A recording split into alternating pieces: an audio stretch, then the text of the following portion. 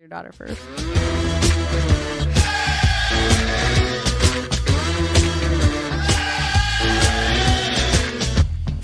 Hey, everybody, guess what?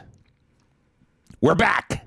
The Hump Day market update. We are back. We have not done this, Nikki, and I'm going to put you on. We have not done this in several weeks, only because things have come up. We're back by popular demand, though. And we are. People are saying, what the hell is going on? You missed like 3 weeks or 4 weeks or whatever. And Jeff is like, what am I supposed to do? oh, on yeah, Wednesday Jeff. What is Jeff going to do? What is he going to do on Wednesday? Wednesday nights? You know, because I know he's watching that live. Thank you, Jeff, for our sole viewer. I appreciate that. Especially tonight. I mean, I will say this bar, the service is excellent, thankfully. But this is the busiest night to be going out for bars and restaurants. You know, it's really interesting because I wanted to go out tonight. And I said, You're stuck with me. I'm tired. No, I was going to go after you. I knew this was happening. I was going to go out. I said, but I decided not to. I'm just freaking tired. But anyway. Yeah, I feel you. I'm going home. It's great to be back, and we have really important stuff to go over and talk about as far as your investments, because we're going to try and help you make some money. And we were not present for our hump day because we were out seeking outside knowledge and different things for work functions. It wasn't like we were, out partying every Wednesday. Yeah, we'll go with that one. That one works for me. We were. But it's great to be back. The Hump Day market update. And it's we know that not everybody watches it live. So we realize that. We know that most people watch it outside of this time frame, and that's great. I appreciate it. But share it with somebody. If you think that so it could help somebody, because we try to help folks with their 401ks, their IRAs, their investment brokerage accounts, or when I say investment accounts, or brokerage accounts, or trust accounts, or whatever.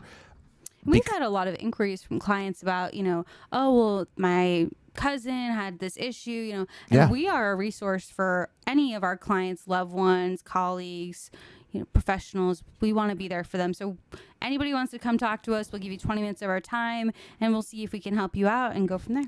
Yeah, I mean, we have no problem doing a 20-minute Ask Me Anything. Mm-hmm. And that's okay. We could do it via Zoom or do it via phone call, whatever the case may be. We'll come by the office. We could do that. So you see the number down there. You see Nikki's email. Just reach out to her. But let's talk about the market. So we are now in November, and the market has been... We're more than halfway through November. The market's been terrible. Christmas. The market's been terrible this year, and Justin and I and you, we did our podcast today. We were talking about how some people think, oh my God, the market's so bad. I haven't seen... When is it? One of the questions... Actually, let's go to that, because we had a question. I have it written down here. I'm going to go right to this question that we had. Listener question from Jason in Winter Park. Jason, I'm not ragging you. This is not a rag. This is simply just a question that puts people and puts things in perspective. All right. Jason from Winter Park. Will the market ever get back to normal? I haven't been able to make money in over a year. I think we have two different definitions of normal, Jason. Yeah. Well, this is normal, by the way. Exactly. This is a normal bear market within an economic cycle. It happens. And yes, but the good news is this is not bear market driven because the economy is a shit show. Right. This is bear market driven that our Fed is inducing this bear market. That's what they're doing. Right, because we put $1.5 trillion in people's checking accounts where they couldn't go out and spend it on any services because they were all closed because of a freaking pandemic. So they spent it all on goods, which is not the way that our economy typically works. So we see this distortion between goods and services spending, and that is what has created supply chain issues and inflation. Yeah. There are consequences for just printing money. I mean, look, the economy was shut down. The government gave people money and gave people continuous money over time. And when you're not spending money on gas, dry cleaning, eating out, vacations, I mean, you're still, of course, spending money on food, but those things that you normally spend money on, and then all of a sudden they say, we're open. Right. And the floodgates open and things say, oh, we don't have enough of this. And what causes Inflation, Nikki. It is too many dollars chasing too few goods or services. And inflation, which is interesting because we saw a one of the best economists I think in the country. I'm not gonna say the world, but I know in our time, Brian Westbury from First Trust. I just bought his book. You did? Mm-hmm. It's on my doorstep right now from Amazon. Well, Brian Westbury said, inflation is not things costing too much.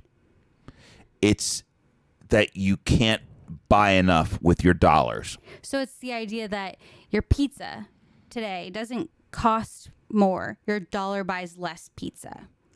Although I understand how people feel, because when you paid $15 for a large pizza, now it's $18. But it's the pizza manufacturers that... Right. It's their cost on their end. And I am now seeing, too, once we got the Fed minutes out and people talking now, it's not so much the supply chain constraints or the materials. It's now what you were talking about, the wage inflation. Yeah, wage inflation is... Now, and that all gets baked into what your pizza costs today. Well, let's get into that, because we have not been on the air since the midterm elections. So we elected gridlock. Yes, and gridlock is perfect. It's what the doctor ordered. We hope that. And it really doesn't matter whether the Republicans got the House and the Senate or just the House in this case, because although Herschel Walker, which I can't believe that's the best the Republicans do in Georgia. But anyway. Talk about a man who can't speak. Yeah. But I'm not going to get into that. Regardless, if he wins, it's still Kamala Harris that will be the deciding factor. So it doesn't matter. The market just doesn't want surprises. And so if someone controls all of the House and the Senate and the White House, they could probably push through vast changes. Whereas, when there's gridlock and there are guardrails in place, you're not going to expect as many huge surprises. It's going to be little things here and there, but nothing. So here's major. What's not going to happen. You're not going to have major tax hikes, which was a big threat with this administration. Yeah, you're not going to get major policy changes in general. Yeah. All right, it's going to take an act of Congress to get anything done. So, the concern was minimum wage, tax hikes. That stuff's not going to happen. Tech regulation. You're going to still have green regulation, but... Yeah, but we have to diversify our energy needs. But however... And big tech regulation, by the way. It's not going to happen. And the Democrats are not going to hammer big tech because of... They're not going to bite the hand that feeds them? They put out the most money to the Democrats than anybody else. So it's not going to happen. So... Gridlock is good. That's over. So let's get back to what we've been saying all along, was that in a midterm election year, yes, we get that rally. We get the rally from the end of the year into, and by the way, October is the bottoming month. Mm-hmm. We did bottom. We bottomed for now in October, and then the midterm elections occurred. And from this point on through the end of the year, 100% of the time, the market is higher. Okay. Then 100% of the time, this is based on history. That's not based on what can happen. We don't know what's going to happen. Anything can happen. But based on history, 100% of the time, the third year of a presidential cycle, the market is higher after the midterm election. Yeah. And we do have to disclose that past performance is not indicative of future results. However, it just goes to show that there is seasonality. There are patterns that occur during these occasions within our country's history. I will say this year, I think, because a lot of the rallies that we've seen this year specifically have happened in the fourth week of a month. I don't think I think we're going to see some real choppy waters between now and December 14th, which is when we get the next Fed meeting where Jay Powell tells us how he feels but doesn't really say much, and we get either a 50 basis point hike or whatnot. And then after that, I think then that's Santa Claus. Santa Claus came to town and everybody is getting visited. But we have rallied since October 13th, which is, we always say that that's when the market bottoms in October. We have said this. It doesn't, look, this is not rocket science. It's just based off of what has happened. History. Right. It's seasonality. It's what it is. It's not fundamental. This is seasonality. So, but since it's October 13th, the Dow is up over 14%. The S&P is up big as well. I think it's like 11% that the S&P So is up. that's just in a little bit over a month and a week. And if we end this year, what from did I the say? depths of hell, What did I tell you I thought the year would end? you thought we were going to be down in the single digits Single digits. from where we started. 5 to 8%. Yeah. And I agreed with you. I was like, yeah, I definitely don't see this being a phenomenal year. There was just way too much that was happening. So let me just take a look. I just want to look at the numbers. I did write them down. That were out of our control. So they're macro issues. Okay, let me just write. I saw that. Okay, year to date, the Dow down 5.4%. But we don't talk about. I could sit there and say yes. I predict. I wouldn't think in the Dow. All right, because nobody thinks the Dow. The Dow is 30 stocks. It's not indicative of the economy, but it's not really. It is relevant. what it is. Okay. The S&P is 15.6. So can I see the S&P rally between now and the end of the year 7% to get me down to 8 and change, where I kind of 5 to 8? It's not out of the realm of possibility. Well, here's why I don't think it's out of the realm of possibility.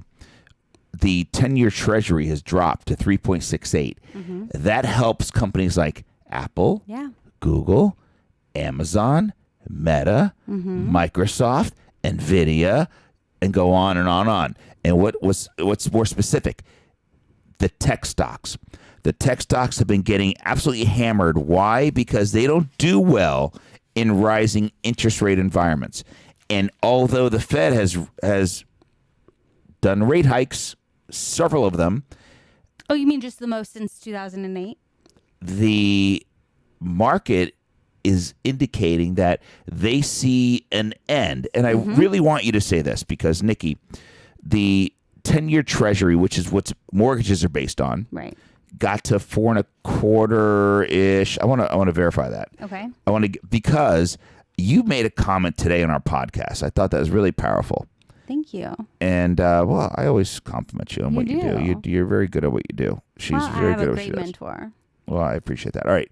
The 10-year hit a high. I'm looking here, the numbers, and I will share them with you. How about that? If I could figure out how to do that. Gotta go back. Facebook. Oh, no. Oh, no. He said hit the screen. I got a button. All right. I got a button for that. So this is the 10-year Treasury, and it's only going back to like June. So we hit 3.5. Here's 2.52. Then you had the big run from August. All right. We got to 4.3 in the Treasury. And now we're down to 3.7. It's 3.68, actually. So, that being said, Nikki, you said that when you have long-term treasuries like that. Well, just in general. The bond market. Rates are about expectations. And I had never really thought of it that way until someone explained it to me that way. And I thought, wow, that's powerful because of the fact that the 10-year is looking quite literally 10 years down the road. What their expectations where rates will be? Expectation of where rates will be is 3.68. And 3.68 is not, historically speaking, an expensive cost of capital. All right. And so well, yes, in my short career and in my existence, a 10-year at that kind of level is quite crazy because we started the year at 1.5% as far as the 10-year is concerned. It's the velocity of the move, but historically speaking, this isn't high at all. Okay, so let's go back to you made that very clear. So that means they're looking 10 years out. Right. And so with growth companies, what their promise is that we're not paying you out a dividend. We're not giving you a cash flow of the return right now because we're going to, in 10 years, promise you that for the dollar you're paying today, in 10 years, that cash flow return to you is going to be exponentially larger. Above that risk-free return. Exactly. Okay, so let's go to now. This is a 1 year, and we'll call it a T-bill because that's what it is. The 1 year T-bill closed at 4.75. Right. So that is, so you can get 1 year, 4.75%. But if you lock your money up for 10 years, you would get 3.68. Which is the expectation that the Fed in 10 years sees that that's where things are going to be. But what's important about what you just said as far as the 1 year and the risk-free rate is that why would I take the risk of the market where I just have been bludgeoned and I have gone through the ride of volatility when now there is something out there that can guarantee me, backed by the full faith and credit of the United States government, completely liquid, that if I hold it for a year, I can get 4.6%, 4.7%. That's the risk-free rate. So now there is an alternative to equities. You don't need a bond proxy anymore because bonds are hot again. But here's what is really the main concern. A lot of economists look at the 2-year 10-year, not the 1-year 10-year. You Right. spoke the 1 year. When I go to the 2-year, the 2-year is showing me at 4.46. Right. So we are, let me do the math here in my head, 70 Bips. 70 basis points. We are 70 basis points inverted, which is an extremely steep yield curve. The steepest inversion since 1970. And the last time we had the last time we had a big recession. The last time we had a visceral understanding of inflation's impact on purchasing power, 1970. Okay, you've used that word visceral twice today. It was very impressive. I like that. Okay, so let's go. Here's what I think. I think we're already in recession. I said that. I could. There's a 50% chance I'm wrong on this, but I do believe that the Fed is going to, at some point, not the Fed, the NEBR, which determines whether we're in recession, are going to say, oh, we were in recession probably sooner than the Fed thinks. That's what I think. I hear you. I also think, too, that because of the fact that this one is going to be so mild, that it might also just be longer than most of them. Like, I know that the average recession lasts 11.1 months, and this has already been going on for 11.4 months. Actually, bear markets. Oh, okay. So yeah, bear markets. Recessions. How long do, on average, recessions last? Recessions usually last 9 to 12 months, so you're in that range. Okay, but I think that this one might be a little bit longer. Yeah, I think 2023, I think generally speaking, that equities are not going to be fun. It's a no fun league for the next 2 to 3 years. Yeah. But there are opportunities within that. I'm not speaking broadly. There are opportunities that are just not as obvious as big tech. Look, if you are clients watching this, understand this. I want you to look me straight in the eye and know that we are doing everything in our power to try and make things better for you. Because I want to use the F word right now. I want to use that F word that everybody likes to use. And it's like that, fiduciary guy. And we are fiduciaries. And we are trying to do what's in your best interest. So what that would mean is we don't know what the market's going to do between now and next year. We don't know. It could be down another 20%, but we are going to position you, and we are doing everything in our power to position you and put your portfolio in the right place to take advantage of whether we go up or protect us if we go lower. In a truly diversified portfolio, not everything is up and not everything is down. However, in good times and in bad times, we want to participate in up markets, and we want to protect you in bad markets. And we also want to be able to be nimble enough to find opportunities within whatever the market throws at us, and that's what we're actively doing every single day. Asset allocation has always been important, but this is where we're truly making the difference as advisors and adding value. It's more important really to plan, and that's where Nikki's a CFP, she's a certified financial planner, so and that's what we're adding to these portfolios. Okay, there's some planning because you have to plan for the unexpected.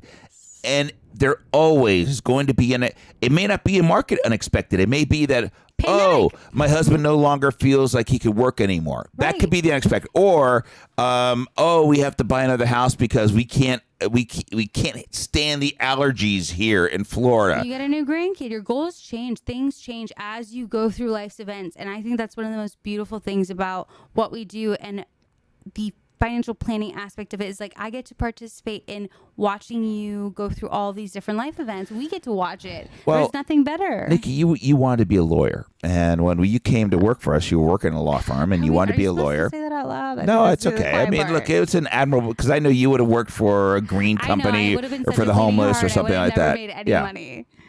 But, I want to do it. I always wanted to work with people. And I love when clients call in, we're getting a new grandkid, or, it's just the different life events. Oh, we just had a kid. We're really interested in college savings. How do we go about this? That is what I love to plan for. And I want to expect the unexpected because I want to make sure that you land at the destination that you want in retirement. If that, whatever that looks like for you, we want to help you achieve that. We're here about the how. You just need to tell us why. Yeah. And so let's talk about, in general, we talked about seasonality. Hey, this is the time where the market does rally. So all the people out there, you have to also tune out the noise. There's a lot of negativity. There's a lot of negativity. And people say, well, what's going to make the market go up? Yeah. What's going to take? It doesn't take anything at times. It takes just lack of bad news, because there's been an overabundant amount of bad news where a bit of like no news is okay, because look, we're up 14.5% since the October 13th low. And I would like to point out that what it would take to move the market is anything that has to do with the companies that make up the market. Specifically speaking, right here, S&P 500. Corporate earnings did not have the apocalypse that they were anticipated to have, that everybody was on their pulpit pounding in about how you got to hatch it down for the hurricane that's coming. That didn't happen. So, Nikki, what leads me to believe now they're saying this is the new thing, is that we got to lower expectations for next year. A recession's coming. That's the new thing. Yeah, it's all a scapegoat. And you know what? It's always worse. It's their narrative is always way worse than it is. Because why wouldn't I want to underpromise and overdeliver? But the last 8 quarters for corporate America have never been more profitable. We have been in the greatest 8 quarters of corporate profits in the history of our country. But if I went and Jimmy Kimmel'd people outside on the street and asked them about how they felt about miserable. Corporate America or just the economy in general, everything sucks. And here's the thing, Nikki. But not by historical standards. Here's one thing, is we are the guardians, and this is not my quote. I want to just make sure you understand this. I heard it. It was great. But it feels really accurate. We are the guardians of the wealth of the most productive people in the world. Yeah. We are the guardians of the wealth. And that's what we do. We help you.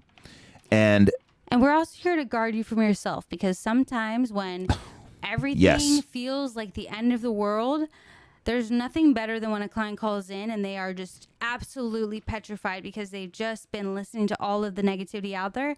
And we listen to them, we empathize, because this doesn't feel good for anybody. I don't care how many times you've been beaten up by the market. It's not fun. But you listen, you empathize, and then you can talk with them and get them from being completely freaked out to understanding why we have conviction in the plan, and if something has changed based off of your objectives or even your risk tolerance, because once you get beat up a few times, your risk tolerance might change. You might not want to swing for the fences. It does change. And it should change. So we can then center the plan around that and then move forward. But we're not going to get caught up in the emotion. No. And I encourage any client or somebody who wants to talk to us about becoming a client, let's talk about your risk tolerance, because we can pinpoint what your risk tolerance is. So now let's go to what the Fed released their minutes from October's meeting, and the Federal Reserve, they, as expected, they're going to slow things down a little bit as far as their Fed funds. They've raised rates 75 basis points 4 meetings in a row. So now the next meeting is December 13th, 14th, I believe. Absolutely. And the expectation is there is an 81% chance they raise rates 50 basis points next meeting. Then January break. Because of course. Yeah, well, I want this kind of schedule. It's I get months off. People they get a break. Okay. Then February, 70% chance. I'm reading these notes. I can't see them. 50 basis points.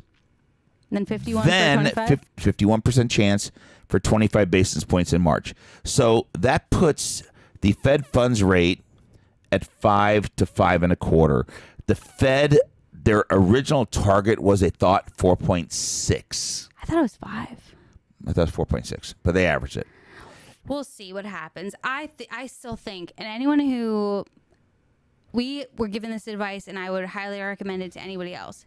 If you want to know what the Fed is thinking as far as Jerome Powell, go and watch. It's 8 minutes and something odd seconds. His speech at Jackson Hole. He talks about 3 main objectives. They are that we are going to bring inflation down to 2%. There will be pain for households and businesses. And we are not going to stop until we are looking in the whites of the eyes of the recession before we pivot. So what does that mean? That means that there's going to be job loss. Yeah. There's going to be income loss. There's going to be stock market investment loss. This is a Fed-induced recession. We are either, if we're not in a recession, if I am wrong, and I guess I told you I'm 50-50, if I'm wrong, then I know that I will be right, that we will be. There's no way the Fed does a soft landing. No way. There's no debate about a recession because monetary policy that is tight enough to destroy demand and supply is tight enough to destroy an economy and create a recession. It's going to be painful, and it's going to be painful in ways that, because unemployment, as awful as it sounds, only affects certain individuals, certain households, and it is really rough for them. But inflation and unemployment, inflation affects everyone. And that's why you've seen such a clamoring for them to stop that. And this is the difference between Jerome Powell's legacy being either Volcker or Arthur Burns. The reason why you don't know Arthur Burns is because he let inflation creep in. He did not have the guts to stare it in the face. And How long was nobody even heard of Arthur Burns? 3 years. 3 years. 3 years in the 1970s. Yeah. So and Jerome Powell's not going to be the guy who let everything go to shit. He's a sharp guy. He's not going to let that. He's not going to be able to make it. He's sharp, but the transitory word lasted way too long. And I will say, so prior to that Jackson Hole, the year before his last Jackson Hole speech, he was transitory. Fell asleep at the wheel. So okay. I mean, the Fed is not always Can we right. talk about that real quick? Yeah, of course. Okay. Here's what I think. I think that he was the Fed chairman while Trump is a bully. Yeah. And I think that Trump said, you're not going to raise interest rates now. Yeah. Things are okay. We're going to be able to do it.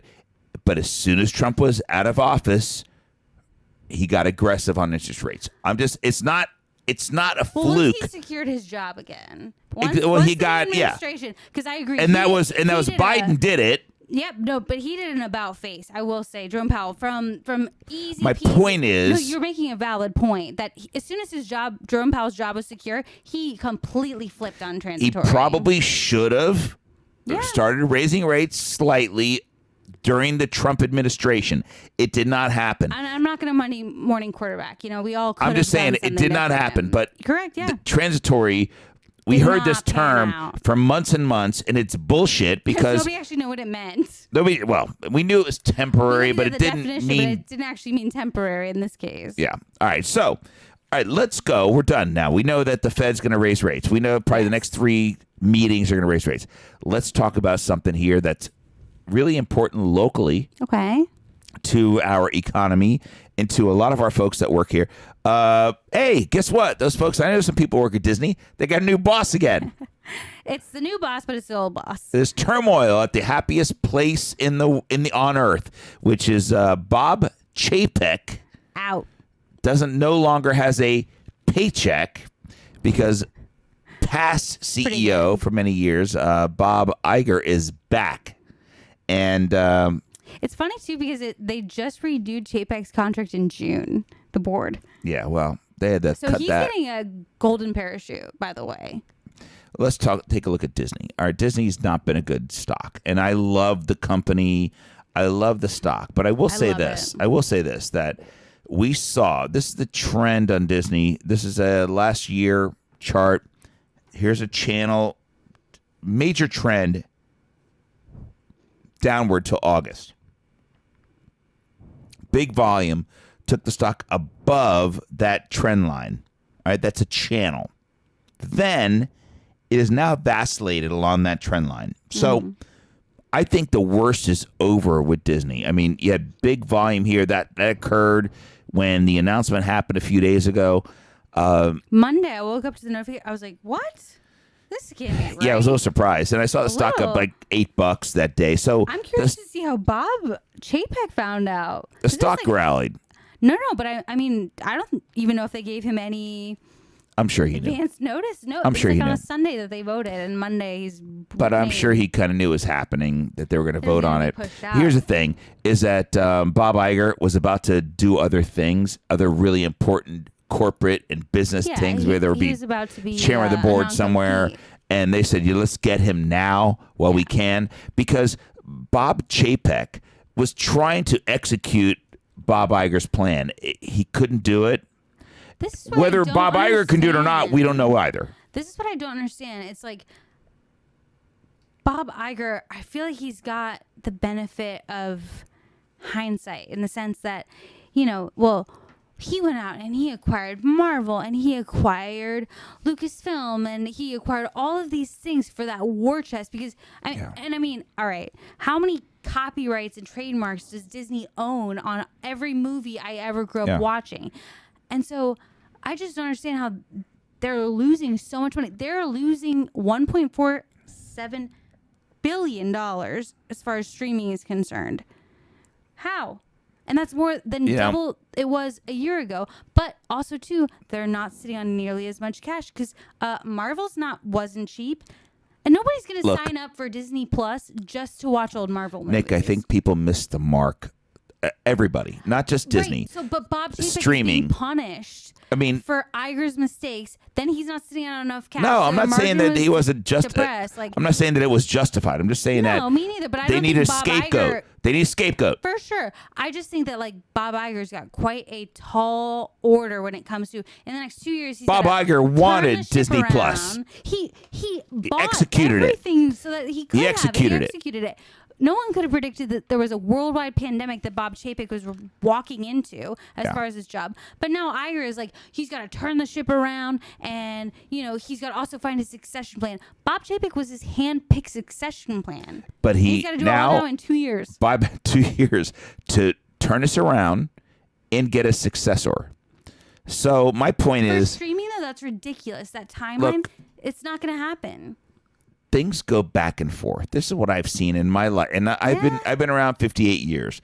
I see trends go one way, go the other. I've seen the big bell-bottom jeans. They're now back. Then I goes to the straight leg or the skinny jeans. The skinny jeans, Now and then they go back. Jeans, the mom jeans and the low jeans. They are coming in. All right, all that shit Cyclical. repeats itself, and I just think that streaming. Netflix was different. Because they were only streaming. They started streaming. They started with CDs.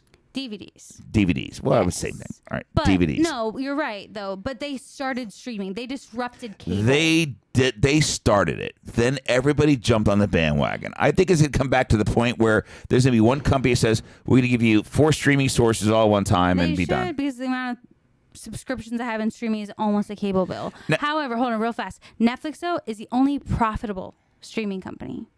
So, for people who are like, oh, first mover advantage doesn't mean jack, you know what? But it does.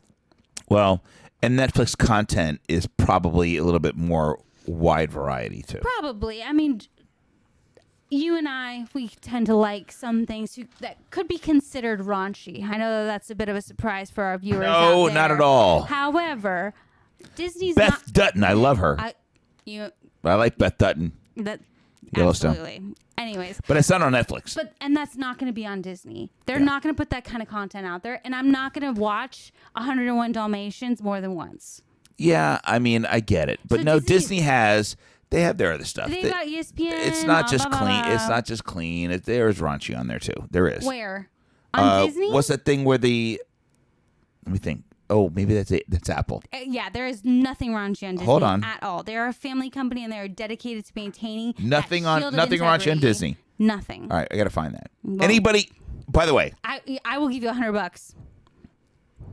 Throwing it out okay. there. $100 for anyone. Now we're out there on Disney Plus. I don't watch Disney Plus very often. Tell me of a raunchy show, and if I can watch it, and if I see a naked female or male, which is what I no. How about say? I'm talking language. Oh God. Can they say the F word, the fiduciary word? Okay, done. All Any right. Disney show or movie that says the F word. We're finding that for $100. Done. Okay. Contest. So let's talk about now interest rates up. That's good for one class of investor, which is the fixed income investor. It's probably a portion of most people's investment Well, portfolios. for anybody that's pre-retired or retirement age, they want part of their portfolio in fixed income, and rates have been so crappy that they couldn't get anything. Now you can get zero for now you can get how long? 5.5%, 6% on investment grade corporate bonds. And that's what's you have to stress. And we're not going to be able to talk about it like short duration. That was something that was very popular. Right. You don't want to hold on to anything in the fixed income space for a long time. Anything longer than like 5 or 6 years, don't hold on to that. But when you can get something that is going to give you a 5.5% yield, I think the duration on that was 2.4, 2.7 years. That is on the money, especially because it's been beaten down. If you look at the bond market, it has just been abnormally awful. And we're now seeing this turnaround because interest rates are finally rising. You're not going to have a bond market that was down anywhere from 10 to 20%. And I'm just throwing it out there because different types of bond proxies, 10 to 20%. That's not going to happen next year. So you have an opportunity because bonds trade. When you buy a bond, they call it, you buy it at, it's issued at par. Par is $1,000 or call it $100, whatever it is, it's $1,000. So most of these bonds are now trading at 950, 930, 860, whatever that, but they all mature at par. So you can get them at a discount. So you buy them lower with a higher yield, and when they mature, you get an opportunity to make that maturation factor. You're going to get that $1,000 back despite whatever you buy it for now. If that's $800, $900 at maturity, it will be that $1,000 par, as well as you're clipping a coupon the whole time. You're getting some yield. I think it's a really good time to look at some of these things. It is. And it's also, though, I will stress, none of this is short term. No, you got to look at it. But there are also opportunities within fixed income and the fixed income space, or just a fixed space, where we now have annuities where the cap rates, which we were laughing about 5 years ago because they're just falling and falling at 2% and falling lower.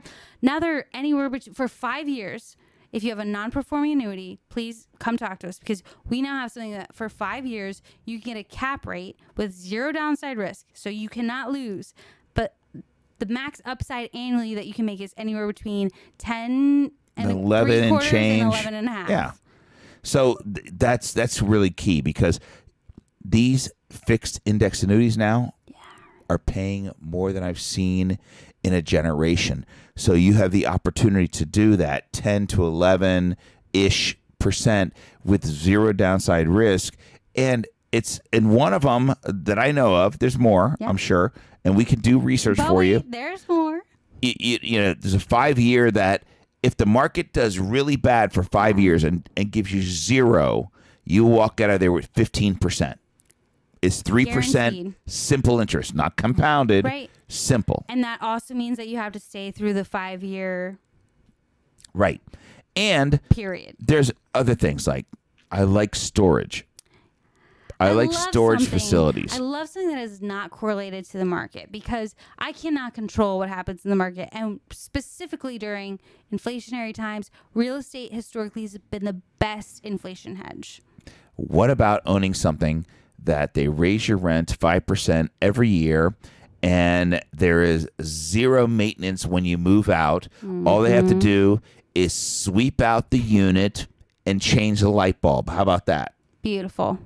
So you don't have to deal with shitty tenants. No. And everyone gets a storage, with the, idealistic expectations. I'm just going to have it a couple months, maybe a month or two, and years go on. Yes.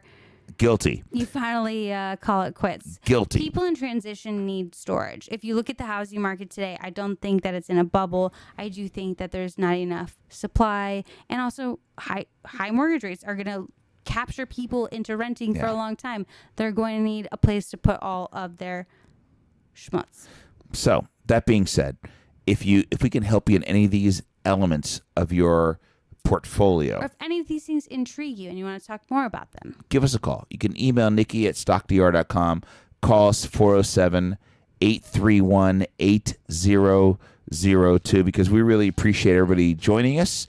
And please share this. Happy Thanksgiving. And by the way, it is the night before Thanksgiving. So share this, and we will be here next week. All right? I promise we'll be here next week. We continuously try to do this on a weekly basis, so we'll see. All right, guys. 2023. See ya. We'll be back.